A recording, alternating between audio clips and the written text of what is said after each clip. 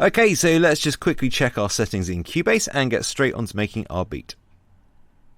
Okay, so you're probably all familiar with the Steinberg hub, so we got our sort of software updates and everything on the left hand side and anything to do with our projects on the right. For now, we just want to create an empty project, but I want a prompt for project location as I normally work.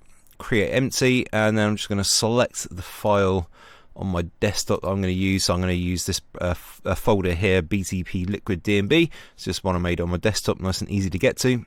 So of course this is the main project window in Cubase.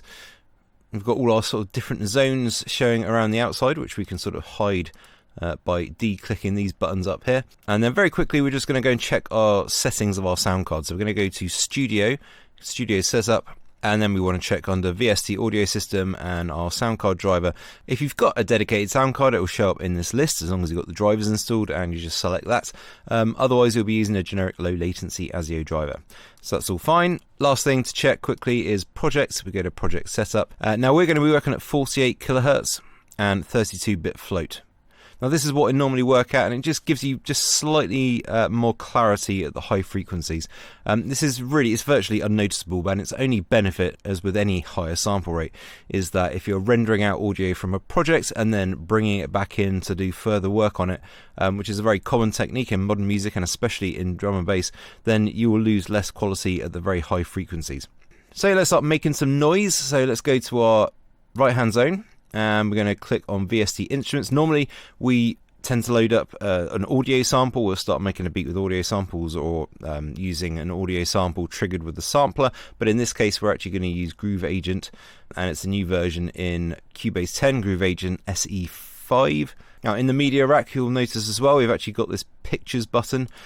So if we click on that, we can actually get a picture of all of the different instruments that we've got installed. So automatically Cubase takes a picture and sort of sticks it in there of all of the actual sort of stock instruments.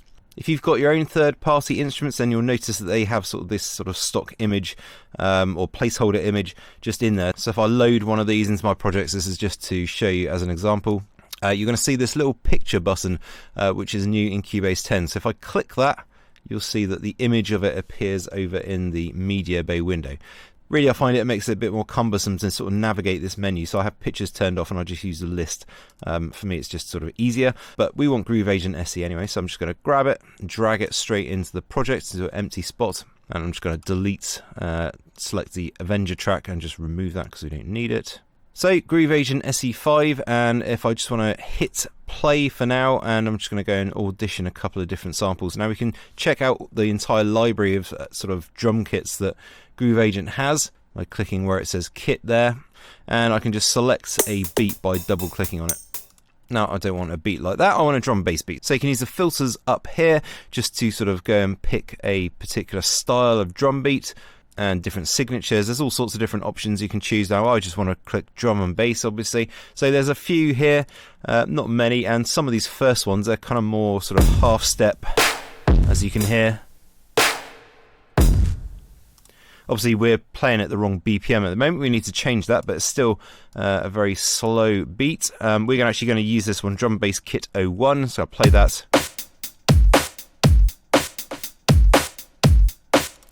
Very sort of standard drum and bass beat, but we're going to take that and customize it to be a bit more sort of how we want it to sound. Okay, so we've got that, so we can close our browser window. So we've got our beat, and on the sort of instrument, this is the instrument menu. You've got patterns bank as well, but just for the moment we'll look at the instruments menu. So we've got all the different pads, and they relate to the different keys on your keyboard. So you've got on C1, on the key C1, you've got our kick, and on C sharp we've got our alternate kick, then D, you've got snare, D sharp, clap, and so on, going up through with all the sort of different parts of the drum beat.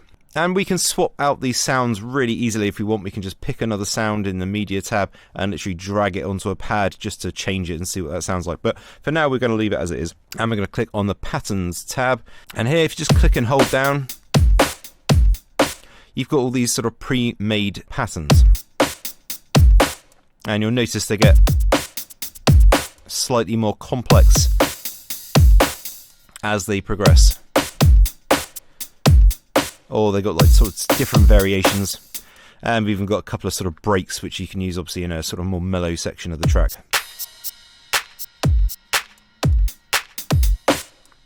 And also as well, you got the sort of separate parts on their own as well. So you got just the hats, just a shaker, claps, etc. So we are going to use a pre-made pattern, but we are going to customize it, as I mentioned, and we're going to sort of make our own beat. And we will be looking a bit more at Groove Agent later in the tutorial, sort of changing or adding sounds to the kit and going more in depth with its functions. However, as we have a lot to cover in this tutorial, we will only be sort of scratching the surface of what Groove Agent SE is capable of. If you really want to know about Groove Agent and want to be able to program unique and realistic drum patterns using all of the tools in Groove Agent, like auto drum fills and using complexity settings and a whole load of really cool things, then check out our Groove Agent SE4 tutorial. It's an awesome tutorial and it's absolutely valid for this version of Groove Agent, as really not that much has changed. The main difference is that this version has sort of more content. There's a couple extra small features which we'll add a video to the tutorial just to sort of make sure you don't miss out on. But it's an excellent tutorial, and if you want to know how to make realistic drums, then I definitely recommend it. Okay, so it's easy enough to get a pattern into Groove Agent. Literally just going to click on this pattern pad and just drag it onto our Groove Agent track, and we can do that with any of these patterns. Now I'm just going to show you the sort of main general functions. Now I know a lot of you will sort of know these, okay, so this is just for the newbies to Cubase. So at the moment I need to sort of zoom out, so there's a few different ways of zooming out in Cubase or zooming in. My preferred method is holding the control key on your keyboard and then just using the mouse wheel to zoom in or out. You can also use the G and H keys. G zooms out, H zooms in. And down the bottom of the project window, you've got this control as well. So you can use a mouse wheel on that just to move it in or out. Or of course you can actually grab the point and move it, although it's a bit small sometimes, so you can end up zooming in a lot more or a lot further than you actually wanted to. And then we've got a vertical zoom here, so you can zoom in vertically as well. Now we got this section here, so I want to work on this section alone. So every time I play it, of course, it gets to the end, it's going to just sort of carry on. So you want to loop this region. Now I can just sort of go up here and drag the loop region out and get that to the right length if I want to, or I can hit P on my keyboard, which will just set it to whatever's sort of selected in the tracks. Obviously that block of MIDI there, that MIDI segment was selected, so I hit P and it just automatically sets the loop to that size. It's just a nice quick sort of way of doing it. I can, if I want to, also if the loop's not set to that region, I can actually hit Alt and P. And you can see what it did. It actually set the loop, it activated the loop because it wasn't activated before, it was grayed out. And it also played it automatically. So again, that's just another sort of quick way of working on a section and looping it and playing it. And you'll also notice as well, obviously, we've got quite sort of fine control at the moment. Now, at the moment, we've got it on Use Quantize. When you load up Cubase for the first time, it's usually on like bar or beat, which isn't very helpful, really. You either want it on Use Quantize and then pick your sort of quantize length from there, or what's been new, I think since version 9, is Adapt to Zoom, which is probably the most helpful way. So basically, depending on how far or far out you're zoomed in, the further you zoom in, basically the more sort of finer control you have over the grid. And if I zoom right out, then obviously we're only sort of going to be able to move it at 1 bar intervals. So Adapt to Zoom is probably just the easiest for beginners to use. And means you don't have to keep coming up and changing the quantize preset. Now if I close Groove Agent and I want to get back into it, and I just click this little button here, which is Edit Instrument. So already we have a really cool drum beat. Let's just turn this down a bit though, because this is one of the things you've got to look out for when you're working in Cubase, is that you don't want to push the master out. Now let me just show you very quickly that. So in the lower zone, let's just activate all of our zones for now, because we're going to need this info over here in a minute. I'll just close the instrument and let's go to our Mix Console tab.